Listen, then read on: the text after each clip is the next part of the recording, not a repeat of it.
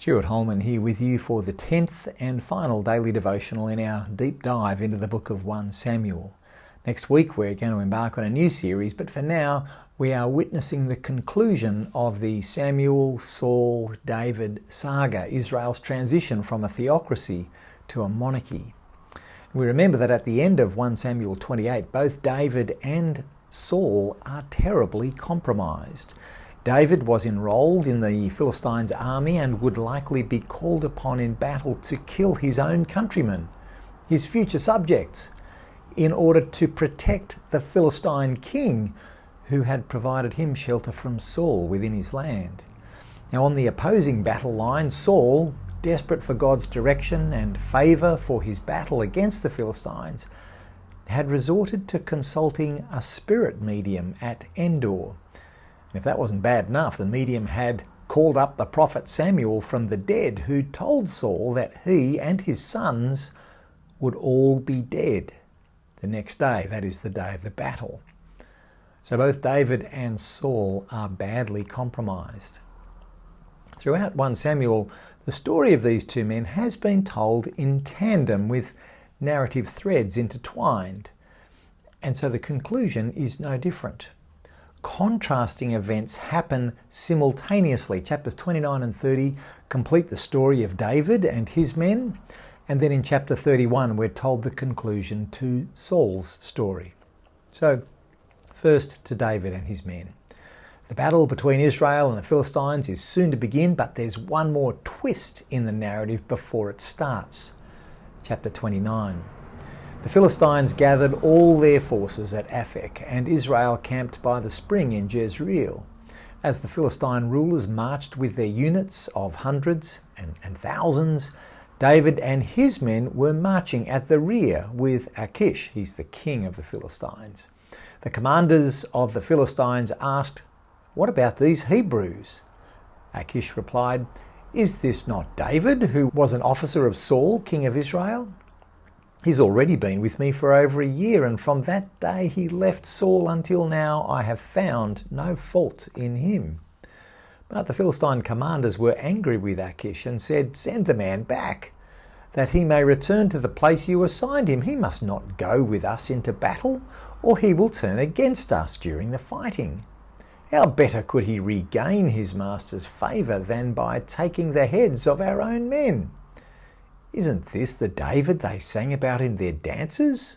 Saul has slain his thousands and David his tens of thousands."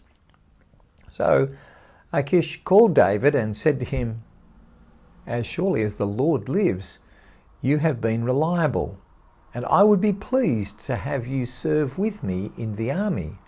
From the day you came to me until today, I have found no fault in you. But the rulers don't approve of you. Now turn back and go in peace. Do nothing to displease the Philistine rulers."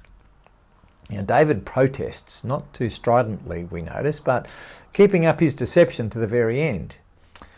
And relieved now of their obligations to Achish, the first thing in the morning, David and his men set off for their home among the Philistines. But it turns out that when they arrive back at Ziklag, the town that Achish had assigned to them as their home, when they get to Ziklag, the Amalekites have raided their town in their absence, and they've taken off with all their wives, their children and their livestock, along with all that belonged to their Philistine hosts. Devastated, exhausted, David and his men chased down the evil and opportunistic Amalekites. They slaughter them to recover all of their wives, children and livestock, and all of the plunder of Ziklag, which is now theirs as the spoils of battle. Although not all of David's men were able to go the distance and some had to stay behind, the plunder was shared equally among them all. Now, this had never happened among mere mercenaries, but David has moulded his motley crew of misfits into an army with mutual concern, with the greater good of the whole unit in mind. Rather than keeping a general's share of the loot for himself, David distributes gifts to all the Israelite towns that have supported or protected him throughout his time of exile. In short, all the wealth of Ziklag has become plunder distributed amongst the people of Israel. And in acting this way, David again shows promise of being the kind of king that the law of Moses called for in Deuteronomy 17. He's not accumulated massive wealth for himself, but he has shared it among his people. He's displayed wisdom in dealing with his men in extremely difficult circumstances. They want him as their leader. They respect his decisions. And as a result, we might expect David to be quite a different kind of king to Saul. David gives to the people where Saul has often shown himself to be actually self-centered and self-absorbed. Now, on the very same day as David and his men are enjoying an unlikely victory, Saul experiences a tragic and comprehensive defeat at the hands of the Philistines.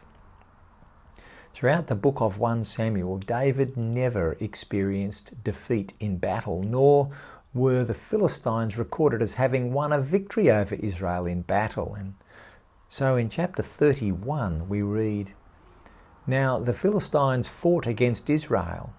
The Israelites fled before them, and many fell dead on Mount Gilboa. The Philistines were in hot pursuit of Saul and his sons, and they killed his son Jonathan, and his sons Abinadab and Malchishua.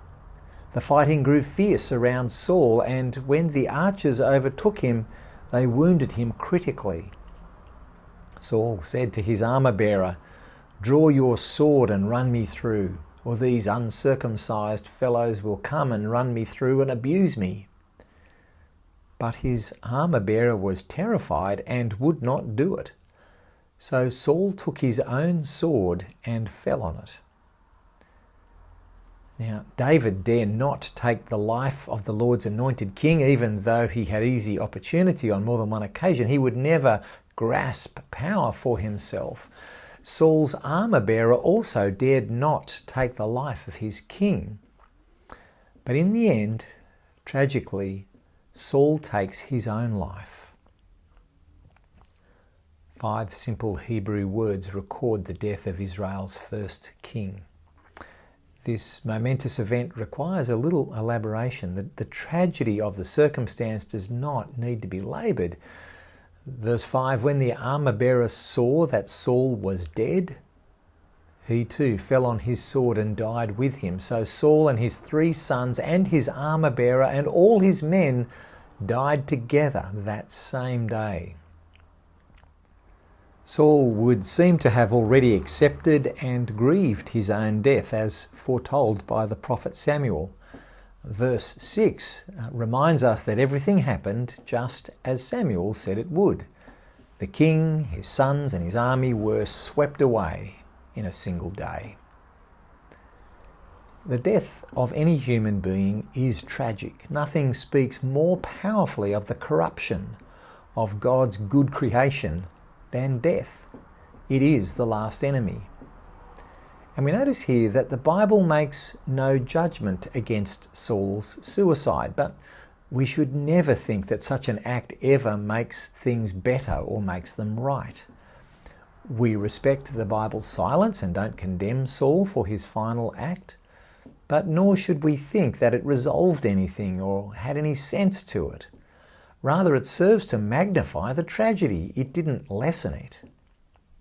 More grisly details are recorded in the concluding verses of 1 Samuel, but we've seen enough to know that the idea of a monarchy is not inherently better than a theocracy that was sustained by occasional judges and prophets in the practicalities of geopolitics. It was no better then, or would it be better now? Instead, it seems that any system of government or rule is secondary to the faithfulness of the people and their leaders in whatever office the leaders occupy.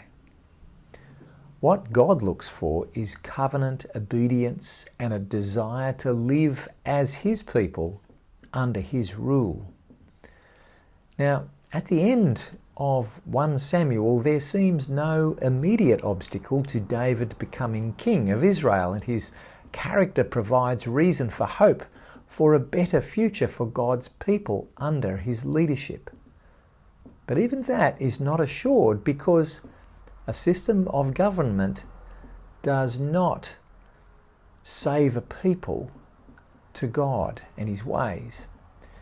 In our day, as God's people, as Christian people, we do well to pray for those in government, in leadership, in our justice system, and with responsibility for the welfare of all people.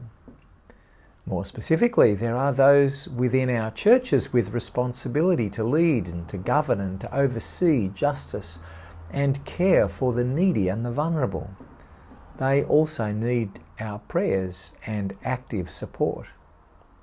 God alone owns all power and authority, and we ask him graciously to provide us with leaders who will guide us in faithful obedience, in Christian hope and steadfast love. So I encourage us all to pray along those lines now.